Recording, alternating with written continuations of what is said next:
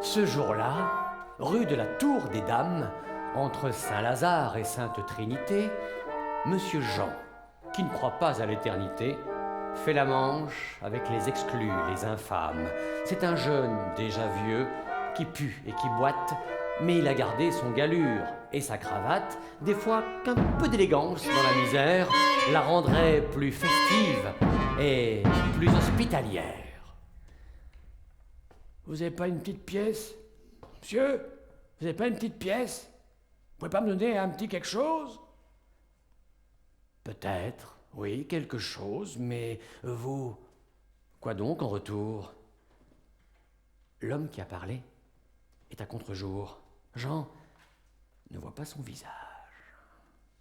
Il voit, il devine un personnage grand, bien fait, bien habillé surtout, des cheveux noirs de jais. Sans rime ni raison, jamais nous ne donnons, nous conseillons, nous échangeons. Vous échangez? Ah ah! Contre quoi, voyons? Contre mon odeur, mes morpions. Contre les croûtes sur mon crâne, mes varices, ma canne. Que diable, monsieur Jean, un peu d'idéalisme. On échange un sourire, une promesse, quelques sophismes. Hein? Vous connaissez mon nom? Je vous ai pourtant jamais vu dans ce quartier maudit. Allez, passez votre chemin, monsieur le dandy, ça pourrait nuire à votre réputation.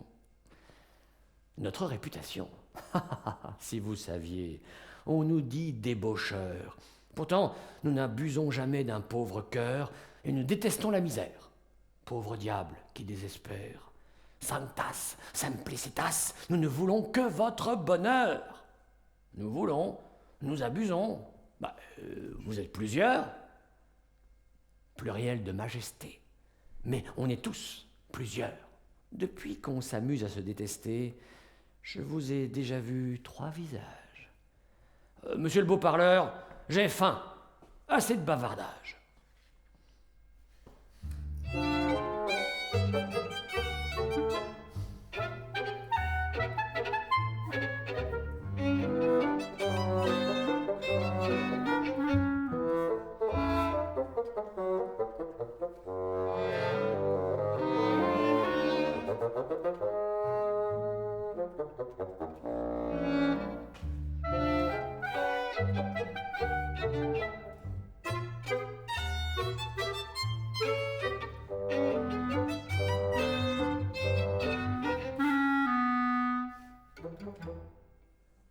Alors, monseigneur, c'est oui ou c'est non?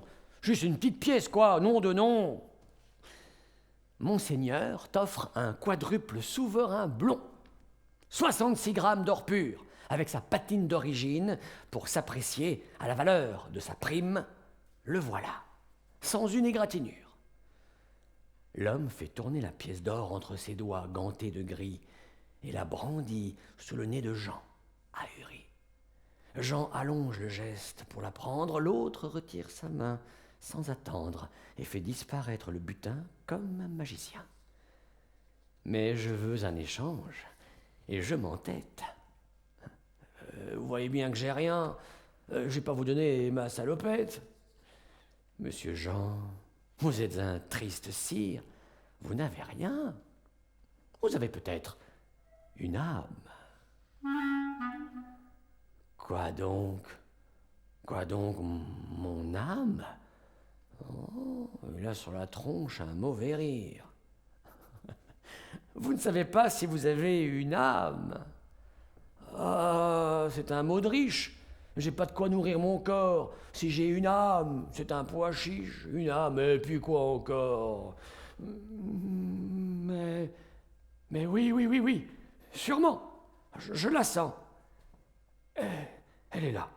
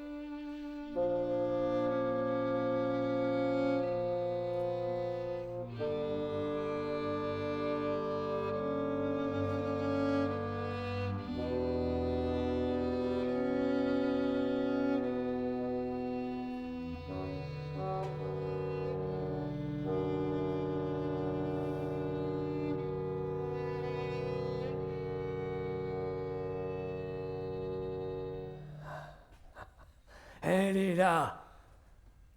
Eh bien voilà, nous échangeons ce souverain qui vaut 3000 ducats et d'autres qui pourraient venir après coup contre votre âme qui ne vaut peut-être pas un clou.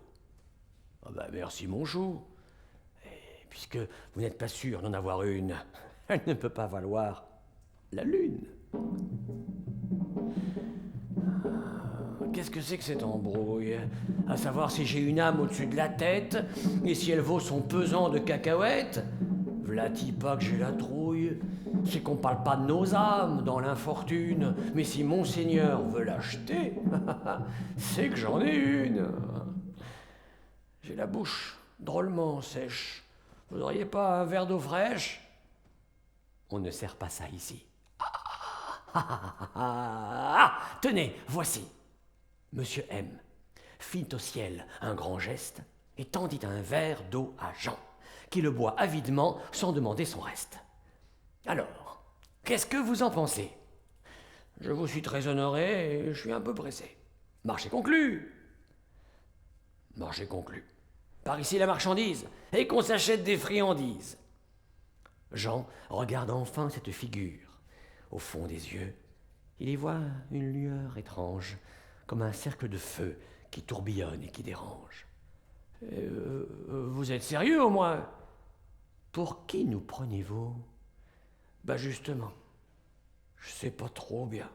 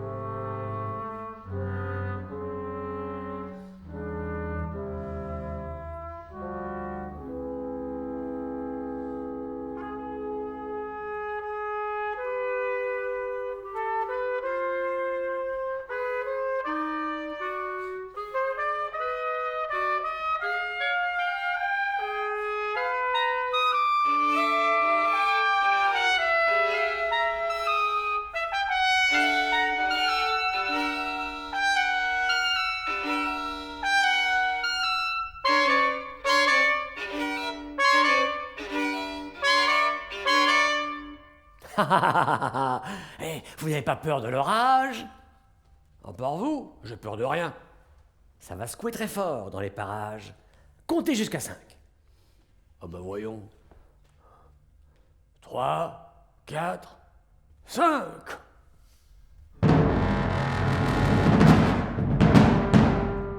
Diable! Vous croyez? Ah, ça a vraiment percuté. Hein. Sur la croix de la Sainte Trinité, quand les forces du ciel sont en rivalité, quel cadeau! Les charges négatives du haut entrent en conflit avec les charges positives d'en bas, et les contraires s'attirent, et c'est le grand fracas! Vous êtes météorologue? Allez savoir. Ou simplement démagogue? C'est mon péché mignon. Spéculer sur mes intuitions.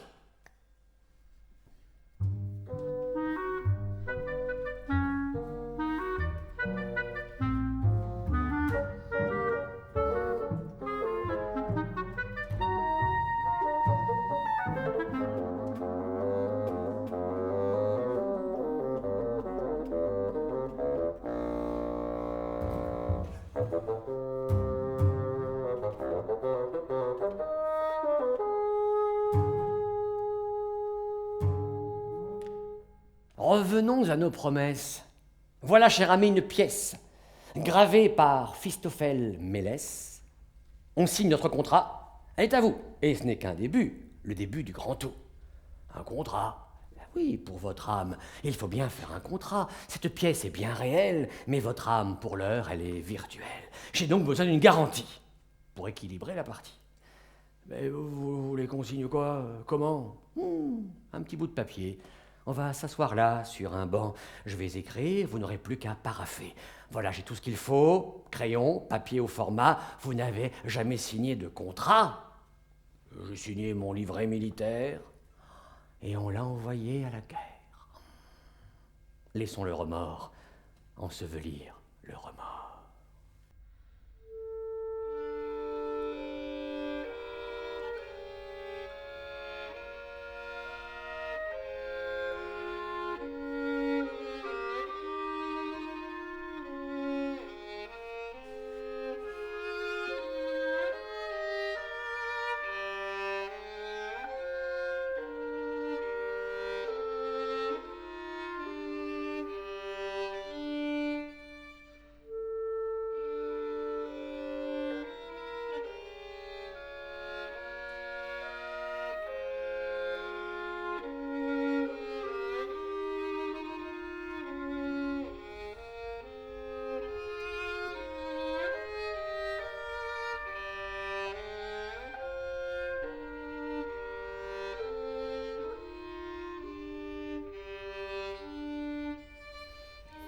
Vous vous appelez comment? Delacroix, Jean. Delacroix en 3 mots? Je sais pas. Comme ça vous vient sur le mot. Delacroix, vous seriez parent avec le peintre. Quel peintre? Vous êtes une âme simple. Le bon choix. Une âme subordonnée, une âme à claire-voix, sans a priori prête à l'emploi. Allez, on écrit « Moi, Jean Delacroix, confie mon âme à Monsieur M. » Mais pourquoi M? Pourquoi la lettre M? Vous n'avez pas de nom? M, c'est un nom. C'est même le plus beau des noms. C'est l'impératif du verbe aimer. Or donc, confie mon âme à Monsieur M pour un quadruple souverain qui devient ma propriété. Je lui dois pour toujours obéissance, respect, fidélité. Paraphé et signé à l'ombre de la Sainte Trinité, en ce mardi 6 juin de l'an de grâce 06. Ah, vous avez écrit 06, 06, 06? Et l'église vient de sonner 6 heures. Et quand vous aurez touché au bonheur, il sera même 6h06. Tout est pour le mieux. Vous paraphez. Vous signez.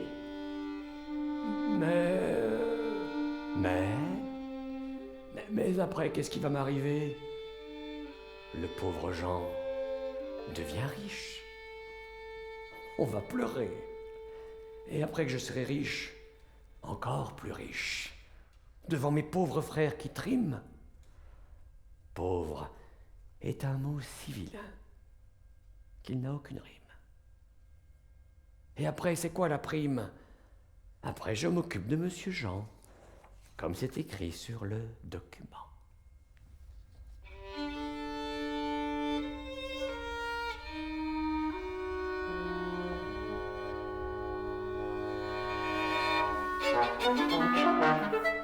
Attention, vous saignez du nez.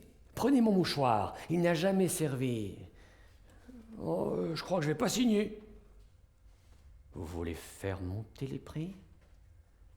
Vous croyez qu'on peut marchander? Monsieur M, j'ai faim. J'ai juste besoin d'un morceau de pain et d'un petit acompte pour demain.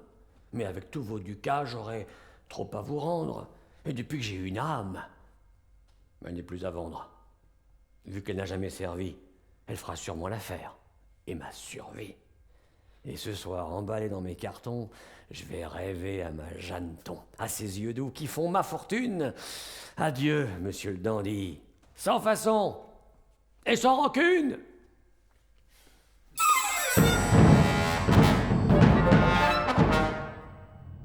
Tournant le dos à l'orage. Envisageant l'éternité, Jean de la Croix s'est enfui sans boiter, et il pensait, et il savait, qu'il était beaucoup plus riche qu'il ne l'avait jamais été.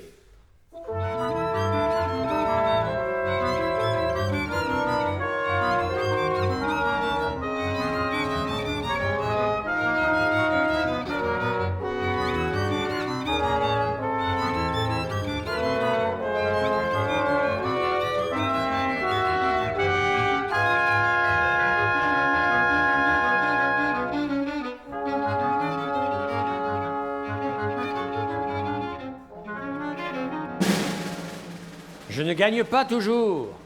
Sonnez trompette, battez tambour, mais attention, je reprends la partie tous les jours. Avide comme un pou, plus fervent qu'un mystique, et ces temps-ci, j'ai une chance méphistophélique.